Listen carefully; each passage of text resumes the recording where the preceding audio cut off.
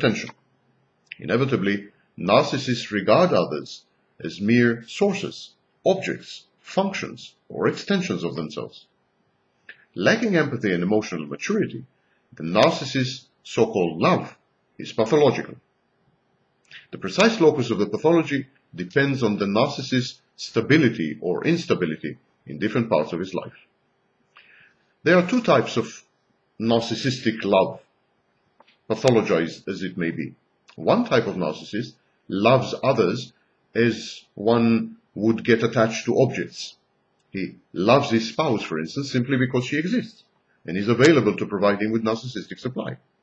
He loves his children because they are part of his self-image as a successful husband or father.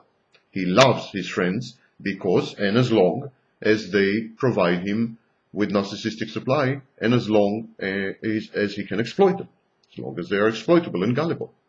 So these are objects, sources in his life. He doesn't really regard them as three-dimensional human beings with their own needs, preferences, wishes, and priorities. To him, they are two-dimensional cardboard cutouts. They are representations of functions, of his needs, of his priorities, of his wishes. Such a narcissist reacts with alarm and rage to any sign of independence and autonomy in his charges. He tries to freeze everyone around him in their allocated positions and assigned roles. His world is rigid and immovable, predictable and static, fully under his control. Such a narcissist punishes for transgressions against this ordained order. He stifles life as a dynamic process of compromising and growing. He renders life instead a mere theater, a tableau vivant, a cult. The other type of narcissist abhors monotony and constancy, equating them in his mind with death.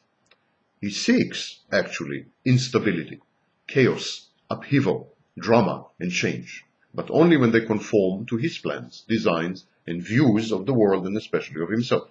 Only when they conform to his false self. Thus, the narcissist, or such a narcissist, does not encourage growth in his nearest and dearest. By monopolizing their lives, he, like the other kind of narcissist, also reduces them to mere objects, props in the exciting drama of his life. This second type of narcissist likewise rages at any sign of rebellion and disagreement, but, as opposed to the first type of narcissist that we described, he seeks to animate others with his demented energy, grandiose plans, manic and megalomaniacal self-perception. He is an adrenaline junkie.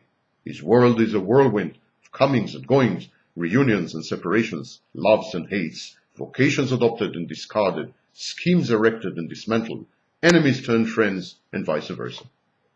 His universe is equally a theater, but a more ferocious and chaotic one. So where is love in all this?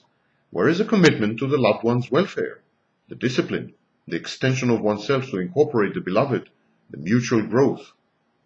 Well, in the narcissist world, this kind of mature love is nowhere to be seen. The narcissist love is hate and fear disguised. The narcissist's so-called love is fear of losing control and hatred of the very people his precariously balanced personality so depends on. The narcissist is egoistically committed only to his own well-being. To him, the objects of his love are interchangeable, replaceable, and therefore, by definition, inferior to him. The narcissist idealizes his nearest and dearest and closest, not because he is smitten by emotion, not because he loves them, but because he needs to captivate them and to convince himself that they are worthy sources of narcissistic supply. He is aware of their flaws and mediocrity, but he lies to them and to himself about these in order to elevate them into high-level, high-octane, high-quality sources of supply. Once he deems his sources of supply, his nearest, his closest, his dearest, useless, once he deems them useless, he discards